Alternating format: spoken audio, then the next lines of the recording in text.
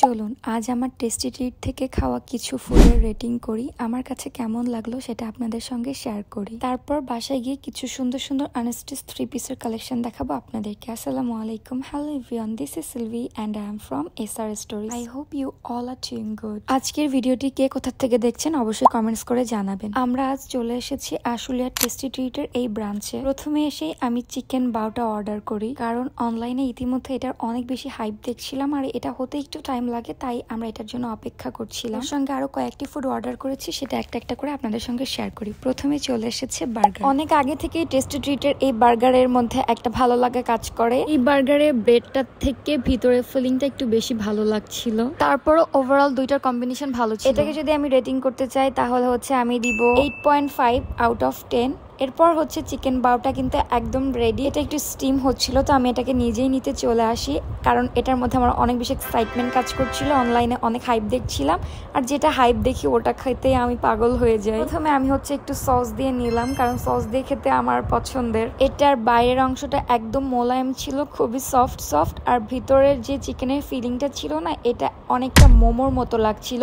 দুইটার কম্বিনেশন একটু মোমো ফিল আসছিল, কিন্তু একদম মোমোর মতো কিন্তু লাগছিল না। যেহেতু মোমো এত বেশি লাইক করে না, তাই আমি এটাকে 7 আউট অফ 10 দিব, কারণ ফুডটা মজা ছিল। এরপর আমি এইটা অর্ডার করছি, বাট এটার নাম আমার ঠিক মনে পড়ছে না। তোমরা যদি টেস্টিতে যাও তাহলে তো দেখলে অবশ্যই চিনবা, কিন্তু এটা এত গরম ছিল আমার পুরো মুখ পুড়ে গিয়েছে, কারণ ওরা গরম করে দিয়েছে। আমার একটু দেরি করে খাওয়া উচিত ছিল, কিন্তু আমি সঙ্গে সঙ্গে ট্রাই করতে চাচ্ছিলাম। অনেক ধোয়া উঠছে দেখেন। আর এটা যখন খেলাম, এটার ভিতরে হচ্ছে মাশরুম ছিল, চিকেন ছিল খুব বড় বড় পিসেস করা, আর হচ্ছে বাইরের যে ব্রেডের মতো ছিল এটা একদম খাস্তা টাইপের ছিল। অনেক বেশি ভালো লাগলো বাইরের এই খাস্তা টাইপের ব্রেডটা, কিন্তু ভিতরে যে ফিলিংটা ছিল ওটা এতটাও টেস্টি ছিল না, কিন্তু মাশরুমের জন্য বেশ ভালো লাগলো। এটাকে আমি 8.5 আউট অফ 10, কারণ সস দিয়ে খেতে অনেক বেশি ভালো লাগছিল। এরপর আমরা একটা এয়ার কেক, ওইটা তোমরা যে কোনো জায়গায় পেয়ে যাবা, তাই ওটার রেটিং করলাম না। অ্যান্ড সব শেষে ডেজার্ট হিসেবে আমি নিলাম ফিরনিটার টেস্টও অসম্ভব ভালো ছিল, তবে আমার কাছে ফিরনির টেক্সচারটা আর একটু সফট হলে আরো বেশি ভালো লাগে, মানে একটু দুধ টাইপের। ওভারঅল ভালো ছিল, বাদাম ছিল। এটাকেও আমি 8 আউট অফ 10 দিব।